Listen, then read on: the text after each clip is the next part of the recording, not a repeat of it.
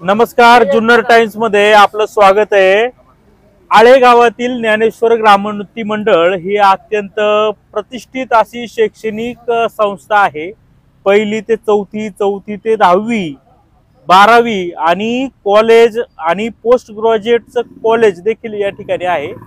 आणि या संस्थेच्या मेन गेटवर आता निलेश शिंदे उपोषणाला बसलेले आहेत। त्यांची तक्रार काय आहे, उपोषणाचं कारण काय आहे ते आपण जाणून घेऊया। निलेश सर, नमस्कार।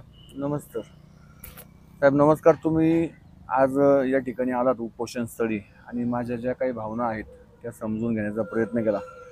खरं तर प्रथमतः एक वाक्य या ठिकाणी सांगतो की आमची गावची संस्था आहे। आम्ही 2 दिवस गेले हे सांगत होतो की मीडियामध्ये ही चर्चा जाऊन द्यायची नाही। आम्ही 24 तास होऊन गेले, आज 30 तास या ठिकाणी या वेळी झालेत, परंतु कुठलाच तोडगा अद्याप निघालेला दिसत नाही। फक्त पत्र येतात, पत्र देतात। खरं तर मी प्रथमतः आपल्याला सांगतो की माझी जी तक्रार जी आहे तर आपल्या या ज्ञान मंदिर हायस्कूल कनिष्ठ महाविद्यालय याचे जे मुख्याध्यापक आहे भवारी सर म्हणून आहेत, तर भवारी सरांच्या संदर्भामध्ये मी माहितीच्या अधिकारामध्ये 1/1/2024 रोजी एक अर्ज केला होता। तर त्या अर्जामध्ये मला थोडंसं भिन्नता आढळली। तर ते नेमकं काय आहे, मी वारंवार त्याच्यात सखोल जाण्याचा प्रयत्न केला, परंतु मी संस्थेकडे गेले 10-12 अर्ज वेगवेगळ्या पद्धतीचे केले, परंतु मला काही व्यवस्थित उत्तर त्या ठिकाणी काही मिळालं नाही। तर मी हा जो अर्ज आहे शेवटचा 18/6/2025 रोजी अध्यक्ष, मानस सचिव, सर्व संचालक मंडळ, ज्ञानेश्वर ग्रामोन्नती मंडळ, आळे संतवाडी कोळवाडी या संस्थेला केला होता।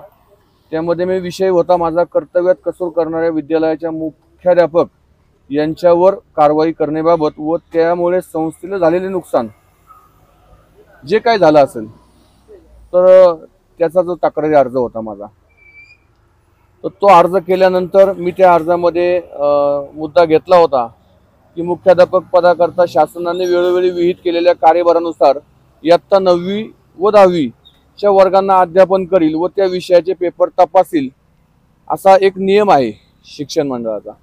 तर त्याचं या ठिकाणी उल्लंघन झालेलं दिसतं। तर तो अर्ज आपल्याकडे मी तुमच्याकडे देतो आणि मला त्याला उत्तर काय त्या ठिकाणी आलं नाही। या अर्जाला मला संस्थेकडनं कुठल्याही प्रकारचं उत्तर न आल्यामुळं मी पुन्हा संस्थेकडं 2/9/2025 रोजी मी अर्ज केला होता की कर्तव्यात कसूर करणाऱ्या विद्यालयाच्या मुख्याध्यापक यांच्यावर कारवाई करण्याबाबत व त्यामुळे संस्थेला झालेले नुकसान संबंधिताकडून वसूल करण्याबाबत दिनांक 18/6/2025 रोजी संस्थेला दिलेल्या तक्रारी अर्जावर, म्हणजे ह्या अर्जावरती अद्यापपर्यंत कोणतीही कार्यवाही न केल्यामुळे संस्था प्रवेशद्वारावर समोर मी आमरण उपोषण करत असल्याबाबतचं निवेदन मी संस्थेला दिलं होतं। म्हणजे मी संस्थेला पण सांगितलं की मी तुमच्याकडे अर्ज केलेत। पहिला अर्ज 1/1/2024 रोजी केलाय, 1.5 वर्ष कालावधी होऊन गेला। त्याच्यानंतर परत अर्ज केला, त्यालाही उत्तर आलं नाही। मी शेवटचा फायनल अर्ज संस्थेकडे हा केला। याच्यावर नंतर मी संस्थेला मी कोणत्या विषयांवरती उपोषण करणार आहे तर मी ती प्रत माननीय संचालक, उपसंचालक पुणे विभाग यांच्याकडे तक्रार दिली। माननीय शिक्षणाधिकारी साहेब पुणे जिल्हा परिषद यांच्याकडे तक्रार दिली। माननीय शिक्षण संचालक माध्यमिक, उच्च माध्यमिक महाराष्ट्र राज्य यांच्याकडे दिली। माननीय आयुक्त साहेब जे आहे महाराष्ट्र राज्याचे शिक्षण मंडळाचे, तर पुणे यांच्याकडे पण मी तक्रार दाखल केली। त्याच्यामध्ये माझ्या प्रमुख 4 मागण्या होत्या। स्वतः मुख्याध्यापक साहेब कोणत्याही वर्गात जाऊन अध्यापन करत नाहीत, वेळापत्रकामध्ये फक्त कागदावर तास दाखवले जातात, प्रत्यक्ष दुसराच कंत्राटी शिक्षक अध्यापन करतो। तर हा एक माझा पहिला विषय होता। दुसरा गोष्ट अशी की मी या ठिकाणी अनेक पालक 2 दिवसामध्ये येतात। पालक वर्गासोबत अत्यंत उर्मट वर्तन, म्हणजे पालक जे आहेत तर ते संस्थेचे सभासद आहेत बरेचसे, तर त्यांनाही वर्तणूक काही मुख्याध्यापकांकडून काही व्यवस्थित ती मिळाली नाही। तिसरा मुद्दा असा आहे का मुख्याध्यापकांचा नियम असा आहे का ते HRA ज्यावेळेस घेतात तर त्यांनी मुख्यालयी राहणं बंधनकारक आहे, घरभाडे भत्ता। तर ते या ठिकाणी काही राहत नाहीत, आळ्यात राहत नाही. आल्यात राहत नाहीत. अजून एक गोष्ट म्हणजे अशी की ही जी संस्था आहे ते ज्ञानमंदिर हायस्कूल व कनिष्ठ महाविद्यालय या संस्थेचे ते मुख्याध्यापक आहे. म्हणजे इयत्ता 12वी पासून तर 5वी पासून तर 12वी पर्यंत ते मुख्याध्यापक ते त्यांच्या अंडरमध्ये ते केंद्र प्रमुख म्हणून ते काम 12वी त्यांच्या ते केंद्र प्रमुख म्हणून त्यांनी ते काम बघायचं असतं. तर प्रथम सत्र सकाळी 7:30 वाजता चालू होतं, तर द्वितीय सत्र संध्याकाळी 5:30ला संपत असेल. कदाचित टायमिंग मध्ये थोडासा माझा इकडे तिकडे होऊ शकतो, परंतु मुख्याध्यापक हे प्रथम सत्रामध्ये कधीही, माझं घर या कॅम्पसच्या बाजूला आहे, मला कधीही मुख्याध्यापक प्रथम सत्रामध्ये या ठिकाणी उपस्थित राहिलेले दिसले नाही. मलाच नाही तर या आळेगावातील अनेक पालक आहेत या ठिकाणी, ते बोलतील, त्यांचे अनुभव या ठिकाणी ते तुम्हाला नंतर सांगतील, तर ते या ठिकाणी काही राहिलेले नाही. तिसरी गोष्ट साहेब या ठिकाणी आहे की माझी मुलगी या संस्थेमध्ये आहे. अनेक विद्यार्थी या ठिकाणी आहेत, साधारणतः 5-5.5 हजार विद्यार्थी संख्या आहे. 10वी पर्यंतच्या विद्यार्थ्यांकडनं 400 रुपयाची गणपतीची वर्गणीच्या नावाखाली या ठिकाणी वर्गणी गोळा केली जाते. 400 रुपये. 11वी वाल्यांकडनं साधारणतः 600 रुपये घेतले जातात. जे विद्यार्थ्यांनी जे सांगितलं बाबा एवढी वर्गणी आमच्याकडनं घेतली जाते, मी म्हणलं ठीक आहे, त्याच्यात काय काय सांगितलं. ते म्हणले आय कार्ड बनवतात, परीक्षा फी म्हणून त्याच्यामध्ये घेतली जाते. आय कार्डला साहेब 20-25-50 रुपयाच्या आत आय कार्ड चांगलं तयार होतं. परीक्षा फी तर मला याबाबत मी शंका आहे, मी गट शिक्षणाधिकाऱ्यांना विचारणार आहे की परीक्षा फी ही अनुदानित संस्था आहे. विना अनुदानित संस्था असती तर मी या ठिकाणी गोष्ट मानली असती, परंतु अनुदानित संस्थेला अशी परीक्षा फी घ्यायचा अधिकार आहे का, आणि घ्यायचा असेल तर तो किती आहे. तर हाही माझ्या पुढे पडलेला प्रश्न आहे. आणि हे सगळं होत असताना ही पैसे जे आहेत आज 5-5.5 हजार विद्यार्थ्यांचे पैसे हे नेमके कोणाच्या खिशात आहेत याची सखोल चौकशी. खिशात आहेत, संस्थेमध्ये आहेत की वैयक्तिक कोणाच्या नावावर आहेत, तर याची सखोल चौकशी या ठिकाणी व्हावी. हा माझा तिसरा मुद्दा होता. त्याचबरोबर चौथा मुद्दा जो होता, तर म्हणजे मला या ठिकाणी आज सांगायचं का विद्यालयाचा एकंदरीत संपूर्ण जो कामकाज आहे म्हणजे याची अनास्था बघितलेली साहेब. माझं शिक्षणही याच हायस्कूलमध्ये झालं, कॉलेजही याच हायस्कूलमध्ये झालं, परंतु याच्या अगोदर जे मुख्याध्यापक होते अनेक मुख्याध्यापक होऊन गेले. वाजगे सर असतील, पावबाके सर असतील, चौधरी सर असतील, पवार सर असतील, त्याच्यानंतर मला वाटतं चासकर सर असतील, त्याच्यानंतरचे पारवे सर असतील, सर्व मुख्याध्यापकांनी या ठिकाणी अध्यापनाचं काम केलेलं आहे. हे सगळे जर मुख्याध्यापकाचं काम या ठिकाणी करतात तर माझं रास्त भावना आहे का बुवा ह्याही मुख्याध्यापक साहेबांनी या ठिकाणी शिकवायचं काम केलं पाहिजे. तेही त्यांनी त्यांच्या जो आहे विषय आहे ते स्वतः BA BEd इंग्लिश आहे, त्यांचं इंग्लिशवरती प्रभुत्व आहे. त्या प्रभुत्वाचा त्यांच्या इंग्लिश विषयाचा या आळेगावातील या संस्थेतील असणाऱ्या विद्यार्थ्यांना फायदा व्हावा हा माझा एकमेव हेतू आहे. की माझे दुश्मन नाहीत, त्यांची माझी काही वैर नाही, परंतु विद्यार्थ्यांच्या फायद्यासाठी ही गोष्ट व्हावी हा माझा एक वैयक्तिक हेतू आहे. हे प्रमुख 4 विषय घेऊन मी आज या ठिकाणी उपोषणाला बसलेलो आहे. आणि मी याची संपूर्ण अधिकाऱ्यांना माहिती मी पुरवलेली आहे. त्याच्यानंतर काल जेव्हा हे सगळं झालं तर मला या ठिकाणी हे जे आहेत आपले गट शिक्षण अधिकारी शिक्षण अधिकारी साहेब जे आहेत माध्यमिक पुणे जिल्हा परिषदचे भाऊसाहेब कारेकर यांनी एक पत्र खाली गट शिक्षण अधिकाऱ्यांना पाठवलं. तर त्यांनी चौकशीचे आदेश या ठिकाणी पाठवलेत का बुवा त्यांनी सांगितलं का बुवा एवढा गंभीर आरोप या संस्थेवरती होतात तर तुम्ही त्या ठिकाणी जाऊन चौकशी करावी.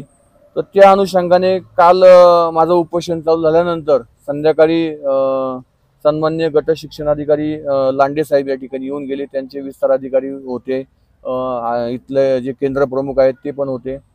तर सर्वांसमोर त्यांनी मला या ठिकाणी ग्वाही दिली की लगेच तातडीनं त्यांनी या ठिकाणी पत्रात असं म्हणलेलं आहे की उपरोक्त संदर्भ विषयाला अनुसरून आपण ज्ञानेश्वर ग्रामोन्नती मंडळ आळे संस्थेच्या ज्ञानमंदिर हायस्कूल व कनिष्ठ महाविद्यालय आळे या विद्यालयाचे मुख्याध्यापक श्री S भवारी यांचे संदर्भात संस्थेने अद्याप कोणतीही कारवाई न केल्याबाबत 15/9/2025 रोजी जे आमरण उपोषण केले आहे त्याबाबत संबंधित मुख्याध्यापक यांची सखोल चौकशी करण्याकरता समितीमार्फत दिनांक 16/9/2025 पासून तपासणी करून योग्य ती कारवाई करून सदरचा अहवाल संदर्भीय पत्रानुसार सादर करण्यात येईल। म्हणजे हा जो अहवाल असेल तो हा शिक्षणाधिकारी साहेब पुणे या ठिकाणी पाठवला जाईल। चौकशीची प्रक्रिया सुरू झाली। चौकशीची प्रक्रिया आज या ठिकाणी चालू झालेली आहे।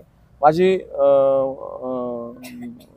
गट शिक्षणाधिकारी साहेब किंवा त्या समितीला माझी विनंती आहे, माझं वैयक्तिक स्वार्थ या ठिकाणी बसण्याचं काही नाही। अन्न पाणी त्याग करून मी पाणी सुद्धा या ठिकाणी घेत नाही।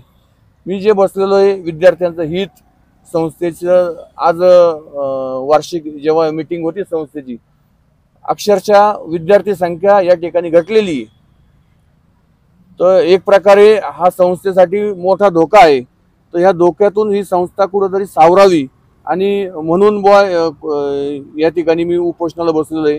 माझा प्रांजळ हेतू आहे, माझं काही कोणाबद्दल आक्षेप नाही, मत नाही। माझी इच्छा जेवढी आहे मी तुमच्या पुढे सगळी संपूर्ण सांगितलेली आहे आणि तशी कारवाई समिती अगदी सखोल निपक्षपातीपणे कारवाई करतील। कारण का मलाही त्या समितीच्या बाबतीत जी माणसं त्यांनी या ठिकाणी दिली आहेत त्यांच्या बाबतीतही मला खात्री आहे अगदी योग्य असा अहवाल। माझे काही जे मुद्दे आहेत ते मी त्या समितीकडे, माझे अजून याच्या व्यतिरिक्त जे काही मुद्दे आहेत ते मी त्या समितीकडे माझे कागद दिलेला आहे। ते त्या कागदानुसार त्यांना जे वाटेल त्या पद्धतीनं ते चौकशी करतील आणि मला योग्य तो न्याय या ठिकाणी मिळेल अशी मला अपेक्षा आहे। योग्य तो म्हणजे काय केलं पाहिजे समितीने, कोणती ऍक्शन त्या भवारी हेडमास्टरवर घेतली पाहिजे? नाही, तो ऍक्शन काय घ्यायची हा माझ्या हातात काहीच नाही साहेब। मागणी काय तुमची? माझी मागणी मी व त्यांनी ज्या मागण्या माझ्या ज्या आता मी 4 मागण्या प्रमुख सांगितल्या, तक्रार केली, परंतु कारवाई कोणत्या प्रकारची व्हावी? निलंबित, बडतर्फ, बदली व्हावी? ती तशी माझी काही कुठली कारवाई करायची माझी वैयक्तिक इच्छा नाही। परंतु त्यांच्यावर काय जी शासन करेल, शासनाला जे योग्य वाटेल, काय त्याच्यामध्ये काय आहे त्याला मला काय, मी कारवाई करणारा मी शासकीय अधिकारी नाही। मी एक फक्त उपोषण करता आहे।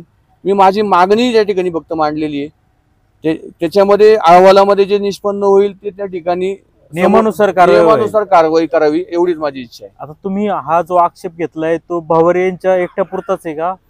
बाकी शिक्षक व्यवस्थित काम करतात का? शिक्षकांच्या बाबतीत आता बाकीच्या मला प्रश्न हाच पडलाय की मी एकच अर्ज केलाय, तो अर्ज मी तुम्हाला या ठिकाणी आता दाखवतो की हा 1/1/2024 रोजी पहिला एक अर्ज केला का त्याच्यामध्ये मी माहिती मागवली का आपले मुख्याध्यापकांचं शिक्षण काय आहे, त्यांचा विषय कोणता आहे, ते सध्या काय शिकवतात। माहितीच्या अधिकाराखाली प्रत्येक माणसाला अधिकार आहे, स्वातंत्र्य आहे। त्यांनी तो अर्ज केला। तो अर्ज केल्यानंतर मला जी माहिती उपलब्ध झाली त्यामध्ये असं त्यांनी त्यावेळेस सांगितलेलं आहे की उपरोक्त संदर्भ विषयाला अनुसरून आपणास कळवण्यात येते की विद्यालयाच्या मुख्याध्यापकांची BEd अध्यापन पद्धती असून प्रमुख विषय इंग्रजी आहे। त्याचे कार्यभाराचे म्हणजे इंग्रजी विषयाच्या कार्यभाराचे विवरणाचे वेळापत्रक सोबत जोडत आहे एवढं त्यांनी मला सांगितलं। म्हणलं अरे वा, म्हणजे आपले शिक्षक BEd इंग्रजी शिकवतात असं मला वाटलं। जेव्हा मी 3रं पान उचकलं साहेब तर त्या पानामध्ये मला थोडंसं फार भयानक परिस्थिती दिसली की इथं मुख्याध्यापकाचे नाव आहे श्री भवारी संदीप सुखदेव, त्यांचं वेळापत्रक या ठिकाणी आहे। तर त्या ठिकाणी तुम्ही बघू शकता का त्याच्यामध्ये संपूर्ण चित्रकलेचे तास अगदी 5वी अ, 6वी ब, 7वी 8वी क, काय अ ब क, म्हणजे त्यांनी चित्रकलेचे तास हे या ठिकाणी घेतले। इंग्रजी शिकवता सांगतायत पण तास चित्रकलेचे घेतायत। मुळात मला तर आरोप आहे ते शिकवतच नाही। माझा तर आरोप आहे ते शिकवतच नाही, ते आहेच। परंतु मला असा प्रश्न पडला, एक तर त्यांनी 9वी-10वीला शिकवलं पाहिजे। मुख्याध्यापकाचं कार्य आणि कर्तव्य काय आहे तर त्यांनी 9वी-10वीला शिकवलं पाहिजे व त्याचे पेपर तपासले पाहिजेत। माझं म्हणणं काय आहे, त्यांनी जर शिकवलं असेल तर समिती त्या ठिकाणी पेपर तपासते का नाही, त्यांनी पेपर तपासले असतील तर त्याचे रिमार्क वगैरे सगळे समितीला मिळतील, समिती ते पाहिल। पण आज माझं म्हणणं आहे का त्यांनी जर यावेळी जर चित्रकलेचे तास घेतले आहेत तर त्यांच्याकडे या सालामध्ये या वर्षामध्ये चित्रकलेची ATD वगैरे काय जे पदवी असेल आहे का, ती त्यांच्याकडे आहे का? ही समितीनं त्या ठिकाणी सर माझा प्रश्न असा होता का फक्त भवारींबद्दलच तक्रार आहे का बाकीचे शिक्षक व्यवस्थित नाही शिकवतात नाही का? माझी आता सध्या मुलीला विचारलं तर मुलगी म्हणते बाकीच्या शिक्षकांबद्दल काही तक्रार नाही.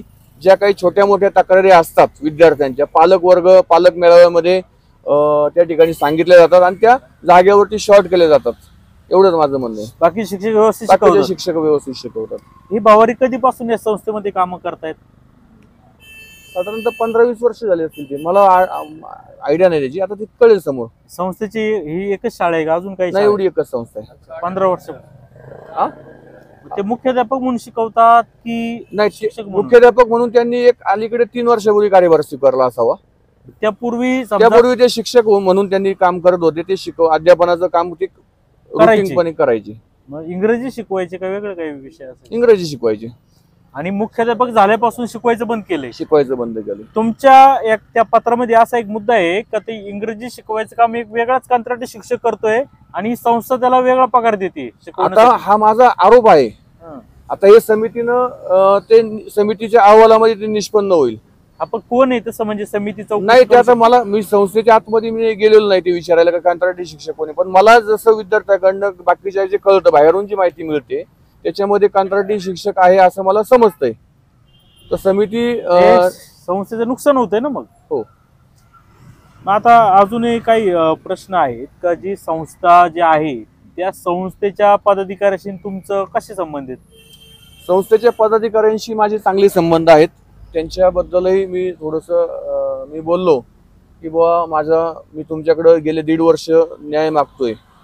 थोडंसं मैत्रीचे संबंध असल्यामुळे देऊ करू याच्यात ती उत्तर म्हणलं असं चालणार नाही. शेवटचं त्यांना मी तुम्हाला दाखवल्या पद्धतीनं तर मी त्यांना पत्र पण दिले तुम्ही? शेवटचं पत्र त्यांना मी दिलेलं आहे तर मी अशा उपोषणाला बसतोय. शेवटी माझ्या पुढे पर्याय राहिला नाही. काल आळेगावातील अनेक काही संस्थांचे पदाधिकारी आहेत, सरपंच आहेत, उपसरपंच आहेत, माजी सरपंच, विद्यमान सरपंच किंवा अनेक व्यक्तींना या ठिकाणी मला येऊन विनंती केली की आता तुम्हाला जर या ठिकाणी हे दिलेलं आहे चौकशीचं पत्र दिलेलं आहे तर उपोषण सोडा. पण मी गट शिक्षण अधिकारी साहेबांना मी सांगितलं होतं की साहेब या अगोदर मला जे अनुभव आलेला आहे पत्रांचा तो बघता माझं म्हणणं एवढंच आहे की उद्या प्रत्यक्षात चौकशी चालू करा. मी त्या ठिकाणी माझं उपोषण मागे घेतो. आज जर या ठिकाणी जर चौकशी चालू झाली असेल तर मी माझं उपोषण मागे घ्यायला माझी तयारी आहे. आता आपल्या समोर 3 अधिकारी चौकशी समितीचे आलेले आहेत आणि त्यांनी जे प्राथमिक आरोप आहेत ते तर तोंडी मान्य केलेले आहेत. तुम्ही उपोषण सोडणार आहात का? मग तोंडी मान्य नाही केलं त्यांनी या ठिकाणी एक पत्र दिलेलं आहे साहेब की नाही पत्र दिलं समितीचं परंतु असं बोलताना ते म्हणाले की तुमच्या आरोपात तथ्य आहे. माझं म्हणणं एक आहे की माझ्या आरोपात तथ्य आहे नाही हे मला माहीत नाही परंतु वस्तुनिष्ठ या विषयांची सखोल चौकशी व्हावी. मला खात्री आहे की संबंधित संपूर्ण अधिकारी जे आहेत ते वस्तुनिष्ठ सखोल चौकशी करून मला न्याय देण्याचा प्रयत्न करतील अशी मला खात्री आहे. आता ह्या संस्थेचे अध्यक्ष कोण आहेत? या संस्थेचे आता विद्यमान अध्यक्ष अजय नाना कुऱ्हाडी म्हणून आहेत. त्यांनी संपर्क नाही साधला काल? त्यांनी संपर्क साधला. त्यांनी सांगितलं की तुझ्या ज्या शंका आहेत तर त्या तात्काळ आपण त्यांना सांगू करायला. परंतु मी अध्यक्ष साहेबांना सांगितलं की साहेब हे मी तुमच्याकडे गेले 1.5 वर्ष मी तुमच्याकडे अर्ज करतोय. तुम्ही जर हे 1.5 वर्षापूर्वी जर ह्या माझ्या शंका जर तुम्ही निरसन केल्या असत्या तर मला आज या ठिकाणी उपोषण करायची वेळ आली नसती. त्यांना मी हेही सांगितलं की मी ज्या वेळेस एवढे सर्व अर्ज अगदी वरिष्ठ कार्यालयापर्यंत जेव्हा मी केलेत पुण्यामध्ये असणारे उपसंचालक साहेबांना केला, शिक्षणाधिकारी साहेबांना केला, शिक्षण संचालकांना केला, माननीय आयुक्त साहेबांना केला. माझा अर्ज मी जो आहे तो जुन्नर तालुक्याचे आपले DYSP साहेबांना केला, तहसीलदारांना केला, तलाठी साहेबांना केला, आळे ग्रामपंचायतला केला, तलाठी भाऊसाहेबांना केला, सर्कल भाऊसाहेबांना केला, आळे फाटा पोलीस स्टेशनला गेला, डिपार्टमेंटला केलंय. तर मी सर्व डिपार्टमेंटला जर मी कळवलंय आणि जर मी उपोषणाला बसलो नाही तर मी या संपूर्ण शासनाचा मी फसवणूक केली म्हणून ते माझ्यावरती गुन्हा दाखल करतील किंवा तुमचं काय हित आहे म्हणून माझं वैयक्तिक हित होतं किंवा मी काहीतरी ऍडजस्टमेंट केली असं वाटेल म्हणून मी या ठिकाणी उपोषणाला बसलो. मला जे काय पाहिजे म्हणलं जे बसायची वेळ होती ती निघून गेलेली.